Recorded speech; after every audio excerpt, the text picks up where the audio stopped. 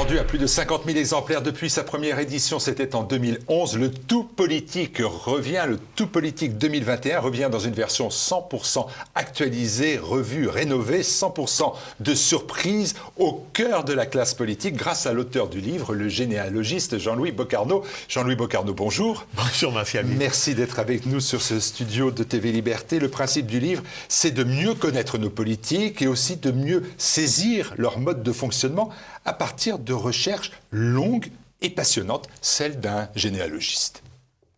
Oui, complètement. Je suis tombé dans 3 marmites de passion dès mon jeune âge. L'écriture, à 5-6 ans, 7 ans, la généalogie à 11 ans.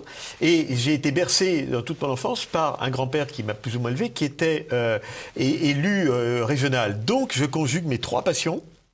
Et je conjugue mes 3 passions dans ce livre. Et c'est vrai que c'est la 3e fois, 2011, 2017 et 2022, qu'en amont d'élections présidentielles, je visite les généalogies de ceux et de celles qui nous gouvernent ou qui aspirent à nous gouverner. Alors avant d'entrer dans le détail et de feuilleter la galerie des personnalités proposées, arrêtons-nous sur la notion de cousinage. En regardant les ancêtres de tous ces politiques, on découvre fatalement que plusieurs ont des racines communes. Alors je vous ai pris un cas très précis, François Hollande, avec comme cousin Michel Sapin, mais aussi Nicolas Hulot, François Baroin, Brigitte Bardot, Florian Philippot, 14 cousins. Thibault CGT, Bernadette Chirac, Nicolas Hulot, Marion Maréchal Le Pen. Il est cousin de tout le monde, Hollande. Il est cousin même de certains people comme Geneviève de Fontenay, Jean-Pierre Foucault, etc., etc. Hollande, homme de consensus, est cousin de tout le monde. Édouard Philippe, homme aussi réputé consensuel, est cousin de beaucoup. Il est cousin, entre autres, d'Éric Drouet, l'ancien leader des Gilets jaunes, qui avait refusé l'invitation de son cousin à Matignon en son temps. Il est cousin de Benjamin Griveaux, qui lui-même est cousin de Valérie Trierweiler et d'Yvonne Vendroux de Gaulle. Là aussi, beaucoup de cousins chez Philippe, homme consensuel, alors qu'en face, on prend un Emmanuel Macron, et bien on n'arrive pas à lui trouver des cousins. Oh, il a des cousins, forcément, mais des cousins à ce niveau-là, sur l'échiquier politique, il n'y en a pas. On a l'impression que Macron ne veut pas, se retient, ne veut pas cousiner. Homme réputé travailleur solitaire, voilà, la généalogie confirme. Alors, ce qu'on peut confirmer aussi, c'est que si on fait tous des recherches, on va se retrouver tous des cousins à un moment donné, quoi. Pas seulement François Hollande. Oui, on va se retrouver. Alors François Hollande, je l'avais quand même trouvé cousin. C'est quand même prodigieux. 14 cousins. C'est coïncidence. En 1981, 3 minutes avant l'élection et l'apparition de la tête du candidat sur les écrans à 20h, du candidat, enfin du nouveau président, on aurait pu faire un scoop en disant « on ne peut pas encore vous dire qui de Giscard ou de Mitterrand est élu. Ce qu'on peut vous dire, c'est que c'est un descendant d'André Dumay, maître pâtissier à Limoges. Ils avaient tous les deux un ancêtre commun. De la même façon, en 2011, travaillant pour mon bouquin, j'avais trouvé que j'ai passé des jours, des nuits de veille, etc. Mais j'avais réussi à trouver que Sarkozy et Hollande avaient un ancêtre commun, un certain Claude Labully-Burti, petit paysan complètement anonyme d'un petit village de Savoie. Ce qui était encore plus étonnant, parce que Sarkozy n'avait qu'un quart de ses ancêtres en France. Une de ses grand-mères, qui était née à Lyon, dont la mère était savoyarde. François Hollande avait tous ses ancêtres en France, mais il y avait aussi une grand-mère, comme Sarkozy, la grand-mère maternelle, qui était lyonnaise, avec une mère savoyarde. Et les 2 arrière-grand-mères savoyardes allaient un peu dans les mêmes secteurs. Donc je me suis dit, on ne sait jamais, ça serait trop beau. J'ai creusé, j'ai recreusé des nuits de veille, et finalement, j'ai trouvé le Labully-Burti comme ancêtre commun, Claude Labully-Burti, complètement anonyme. Donc, le truc, si vous voulez, c'est qu'on a chacun 2 parents, qui avaient 2 parents, qui avaient 2 parents. Quand on fait une généalogie, on peut identifier des centaines, voire des milliers d'ancêtres pour toute personnalité. Si on prend 2 personnes qui ont des ancêtres dans les mêmes régions, il y a toutes les chances pour qu'ils soient cousins. Mais ça ne marche pas à tous les coups. François Fillon et Martine Aubry avaient des ancêtres dans le même petit village Esquihul du Pays Basque. Voyant ça, je me suis frotté les mains en me disant « ils vont être cousins ». Ils ne sont pas cousins. À côté de ça, Marine Le Pen, elle a des ancêtres en Bretagne, évidemment, mais dans d'autres régions, dans l'Aveyron, etc. Et puis aussi en Suisse et à Malte. Elle descend des Micallef de Malte. Micallef à Malte, c'est le Dupont français. Gérald Darmanin, notre ministre de l'Intérieur, il est du Nord, mais il a des ancêtres en Tunisie qui venaient de Malte, les Darmanin. Et là-dedans, dans les Darmanin à Malte, des Micallef. Dupont et Dupont, mais ce sont les Micallef de la même branche. Et par Malte, on a ces deux ennemis, ils ont été quand même pas mal en rivalité à une certaine époque sur certains sujets, qui se découvrent, que l'on découvre cousins éloignés. C'est quand même prodigieux. Et puisque nous en sommes aux cousins, Éric Zemmour est cousin d'Enrico Macias, le chanteur. Et Éric Zemmour cousine, Éric Zemmour a tous ses ancêtres dans l'ancienne Algérie française, et là, on le voit cousiner avec Jacques Attali, et avec aussi Enrico Macias, qui chantait Enfant de tout pays et de toutes couleurs.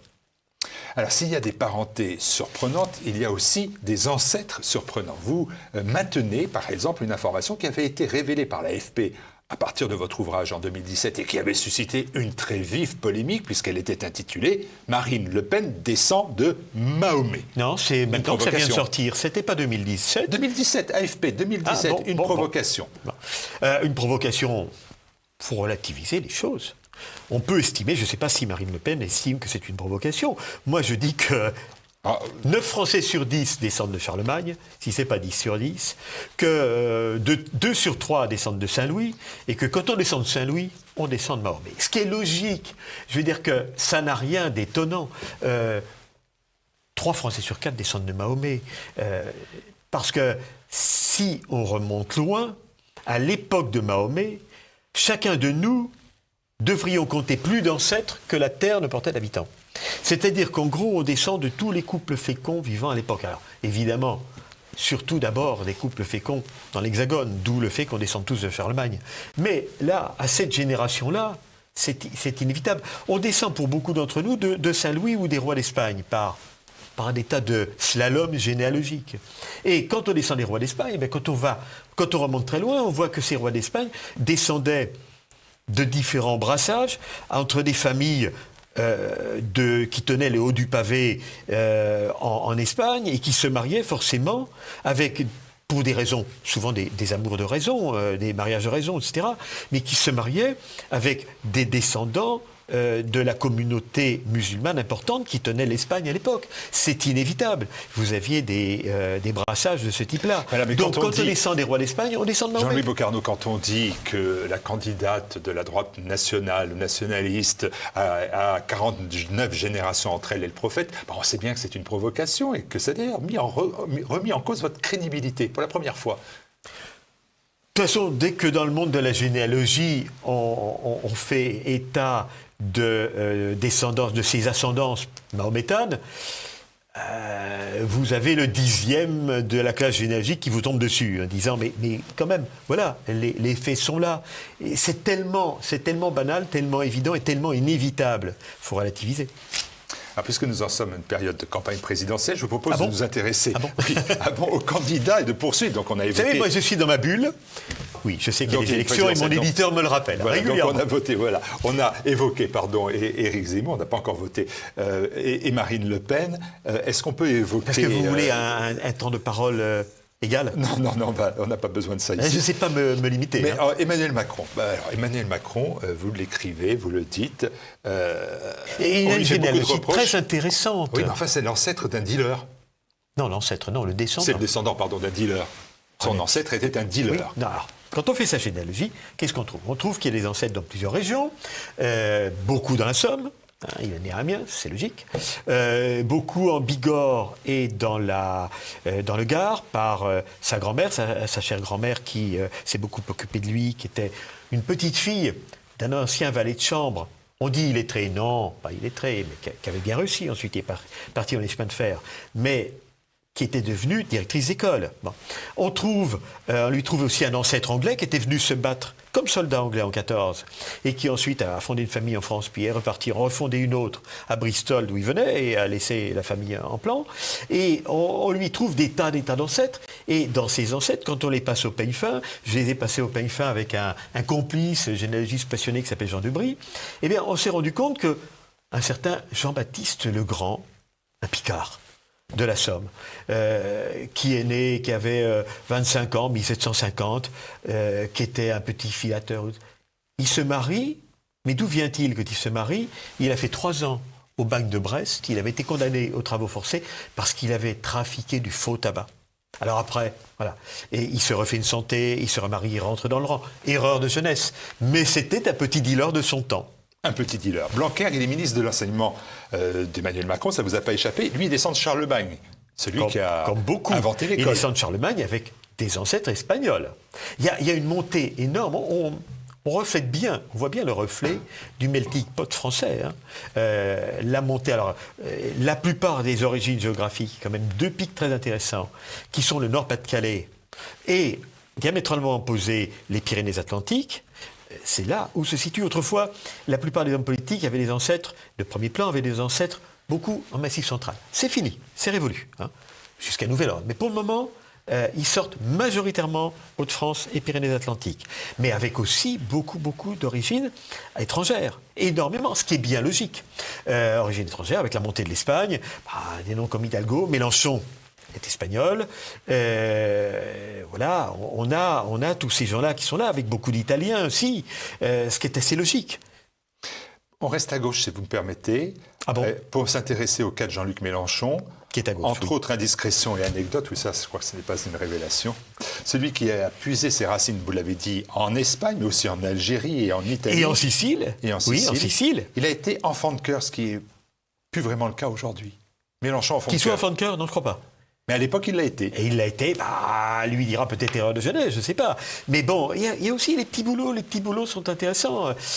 Qui se souvient ou qui sait que... Alors, Nicolas Sarkozy était fleuriste. Jacques Chirac avait vendu l'UMA sur le boulevard Saint-Michel.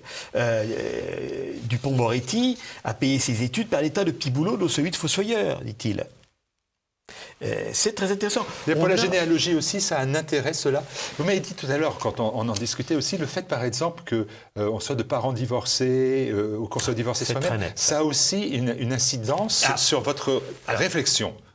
Moi, je suis généalogiste. Je reconstitue des généalogies, des galaxies familiales, etc. Je constate, je n'interprète pas, je ne suis pas ni psychologue, ni sociologue, etc. Mais je constate que la plupart de nos hommes et femmes politiques de premier plan sont issus soit de couples mal assortis, comme les parents Hollande, qui avaient des opinions politiques diamétralement opposées, qui n'avaient pas divorcé pour autant, soit de couples séparés, soit de couples divorcés. C'est une proportion largement au-dessus de la moyenne nationale. Et ça n'est certainement pas anodin, parce que le divorce des parents est toujours quelque chose qui déstabilise, qui déséquilibre, qui oblige à se rééquilibrer, à se reconstruire, à se construire une personnalité très forte. Et non seulement, pour beaucoup d'entre eux sont issus de couples mal assortis ou divorcés, mais beaucoup d'entre eux eux-mêmes ont divorcé. Et là aussi, on est sur une moyenne sur des chiffres largement au-dessus de la moyenne nationale. Et quand on prend les principaux candidats, la plupart d'entre eux ont les 2 caractéristiques, c'est-à-dire sont issus de couples séparés et eux-mêmes ont divorcé. Il n'y en a qu'une qui n'a ni l'un ni l'autre, c'est Valérie Pécresse. C'est Valérie Pécresse. On reste à gauche, néanmoins, si vous voulez bien, toujours, et s'intéresser, alors, parce que vous faites une fiche par personne, donc je me suis plongé dans à peu près 90 personnalités. 90 personnalités, pas seulement politiques, syndicales aussi. Ceux qui pèsent, il y a ceux qui ont un poids Geoffroy de Bézieux, il y a Martinez, CGT, etc. Ceux qui pèsent sur... Et beaucoup d'explications sur vos études, sur les niveaux d'études, sur les études, comment vous les avez menées, etc. Donc c'est passionnant, mais je me suis intéressé à Jadot, peut-être moins passionnant, fils d'instituteur, mais vous insistez néanmoins sur le fait... Non, c'est très intéressant. C'est une autre constante. Aujourd'hui, de quel milieu sortent-ils, tous ces gens-là, de quel milieu sont-ils issus? Plus de l'agriculture. Des enfants d'agriculteurs, il n'y en a que 3 dans mes 90. Il y a François Bayrou, il y a Christian Jacob et il y a Jean Lassalle. hein. Plus de monde agricole en direct. On a tous des ancêtres paysans, ils en ont tous. Bien sûr. Hein. Pratiquement pas d'enfants d'ouvriers. Pratiquement pas, très très peu. Mais presque tous ont, dans leur généalogie proche, un ancêtre, un parent, des parents parfois. Yannick Jadot est enfant d'un couple, un instituteur. Il est né dans le bâtiment d'une école communale d'un petit village de l'Aisne. Mais soit enfant d'un couple d'instituteurs, soit enfant d'un enseignant, petit enfant d'un enseignant. Il y a toujours... C'est ce qui permet aux familles, la profession d'instituteur, c'est ce qui a permis aux familles de prendre l'ascenseur social. C'est très très net, de faire leur montée et d'arriver aux ouvertures, etc. Il y a beaucoup d'anecdotes qui figurent parmi ces notes. Et là, j'ai noté donc pour Jadot, je reviens vers lui, qu'il on n'a pas notre temps de parole. Hein. Voilà, c'est pour ça que j'essaie de faire ce que les Verts et leur temps de parole. Il avait des ancêtres qui portaient le chapeau. Et puis alors, je me suis aperçu... Des ancêtres qui portaient le chapeau, mieux, qui fabriquaient les chapeaux. Qui fabriquaient les chapeaux. Hein. Il sortait d'un petit bourg en Wallonie, en Belgique. Il était belge à l'origine, les Jadot. Il venait de Glons. Et à Glons, la grande spécialité, depuis qu'un curé, avant l'époque de la Révolution, ait appris à ses paroissiens à tresser des chapeaux avec la paille locale, la grande spécialité, c'est la fabrique de chapeaux. Et tous les habitants du secteur migraient pour vendre des chapeaux et s'installaient souvent comme chapeliers. Ça a été le cas des ancêtres de Yannick Jadot. Alors, parmi les anecdotes, il y en a une quand même qui vaut son pesant de cacahuètes, si vous me permettez l'expression, c'est qu'il a été condamné, je ne m'en rappelais pas, en 2005, pour atteinte aux intérêts supérieurs de la nation. Oui, Greenpeace. Atteinte aux intérêts supérieurs de la nation. Est-ce qu'on peut être candidat à la présidentielle avec une telle condamnation? Écoutez, la réponse est oui. La réponse est oui. Élève de Sainte-Marie-de-Neuilly, c'est pas Yannick Jadot, bachelière à 16 ans, deuxième de la promotion Condorcet, ENA, 1992. Et camp de jeunesse en Russie? Et camp de jeunesse en Russie, Valérie Pécresse, elle a fréquenté les camps des jeunesses communistes en URSS. Elle est passionnée. Pour une mission particulière, dit-elle. Oui. Elle distribuait des Bibles pour les futurs migrants. Et elle est passionnée, elle est très très sensible à toute la culture russe, je crois. Vous passez l'enquête... Mais Pécresse, Valérie Pécresse, descend d'une famille de marcheurs. Ses ancêtres étaient marcheurs. Pas marcheurs au sens La République en marche, mais marcheurs en ce sens que Valérie Pécresse est née roux. Les Roux sont originaires du Mercantour, de la Haute-Vallée du Var, etc., des pays préalpins. Et là, comme beaucoup, ils étaient marchands, négociants, etc. C'est-à-dire que c'était des petits colporteurs ambulants qui, une grande partie de l'année, sillonnaient les routes à pied pour vendre ce qu'ils avaient dans la haute du colporteur. Alors, elle sillonne les routes, elle, en voiture, actuellement, pour faire campagne. Et vous poussez l'enquête très loin quand vous révélez qu'enfant, elle chantait avec ses cousines les chansons d'Annie Cordy et Claude François dans les mariages. Une aisance que l'on n'a peut-être pas retrouvée dans tous ces meetings. Mais comment vous arrivez à savoir qu'elle chantait Annie Cordy et Claude quand François? On veut se renseigner. À moins que vous la connaissiez. Non, je ne la connais pas.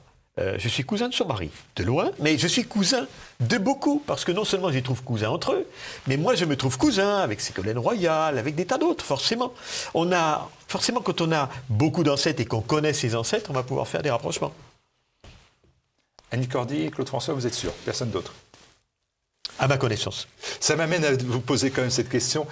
Vous êtes un généalogiste célèbre, mais vous aimez quand même aussi tout ce qui est insolite dans l'ouvrage. Ce que vous ressortez, c'est quand même tous ces faits insolites, ces anecdotes, qui font que c'est agréable à lire et que c'est même amusant et parfois bluffant.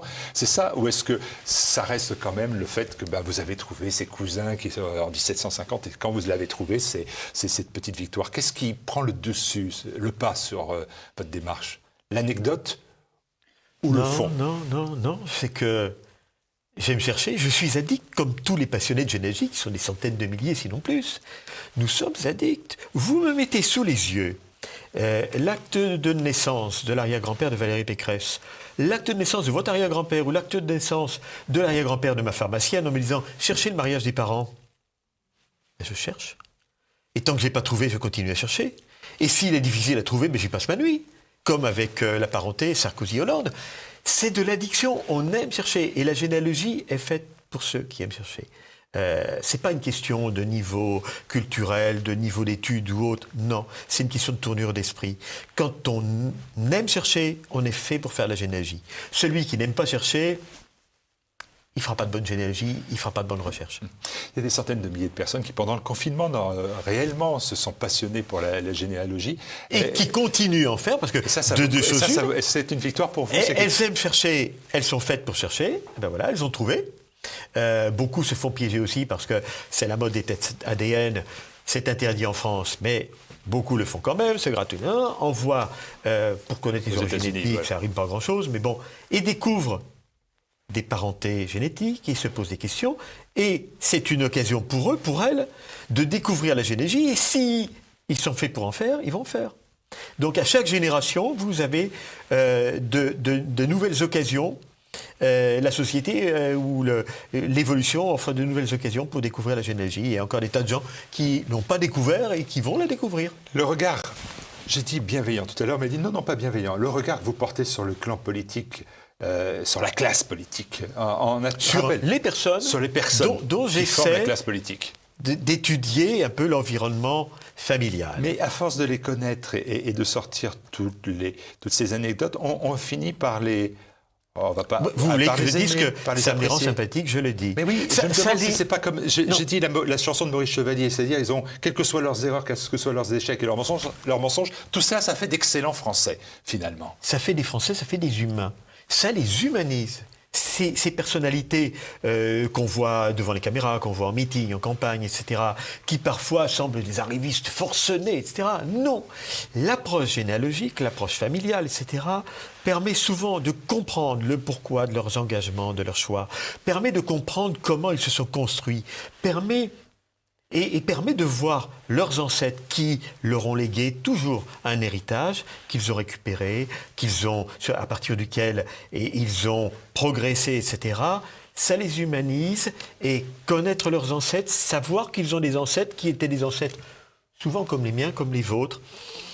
Voilà, on ne les voit plus de la même façon. Et je dirais non seulement ça les humanise, mais ça les rend plutôt sympathiques. Il n'y en a pas beaucoup, bien souvent. Au départ, je vois quelqu'un qui émerge, je me dis « Oh, celui-là, arrivisme, etc. » Non, il est rare qu'à partir du moment où je m'intéresse à l'environnement généalogique, je continue à les voir comme ça. Est-ce que cet ouvrage n'a pas un rôle politique? Il arrive toujours avant la présidentielle. Et vous savez, dans la chanson de Maurice Chevalier, tout ça, ça fait d'excellents Français. Il y a la dernière strophe, les derniers mots sont importants. J'ai oublié. Il dit, finalement, il dit ça. Il dit, la plupart des Français, ils n'étaient pas d'accord en politique. Ils n'étaient pas du même avis en politique. Ils le chantent d'ailleurs. Hein. Il dit, mais au final, et on est en 39 quand il chante cela, ils sont tous d'accord, quel que soit leur sort. Ils désirent tous désormais qu'on leur foute une bonne fois la paix. Qu'on leur foute la paix. Est-ce que finalement, c'est pas ce que vous dites aux Français, vous vous séparez de la classe politique, mais regardez-la, et finalement, elle est attendrissante, elle est sympathique, vous avez utilisé le terme, elle est humaine, elle mérite qu'on s'intéresse à elle. C'est ça le message, ou je me trompe? Mon éditeur a trouvé le slogan « à lire avant d'élire ». Eh bien, je pense que ça éclaire, et qu'il faut élire, il faut voter. Qu'aujourd'hui, justement, c'est peut-être pas qu'on veut qu'on nous foute la paix, mais qu'on oublie un peu de voter. Donc, oui, s'il y a un message, mais encore une fois, je ne suis qu'un généalogiste. Et je veux me cantonner dans mon précaré. Et on va rester sur les origines, les cousinages, les personnalités. En fait, la face cachée de nos politiques, c'est le tout politique 2022. Il est en vente sur le site tvliberté.com dans notre boutique officielle. Vous pouvez l'acheter, c'est passionnant et on peut le lire. Il y a 89 thèmes, 89 on lit en picorant. Donc on peut lire en picorant. J'ai toujours conçu mes livres pour être lu en picorant. Voilà. Mais tout le monde y est. Merci beaucoup, Jean-Louis Bocarno. Merci beaucoup, Martial.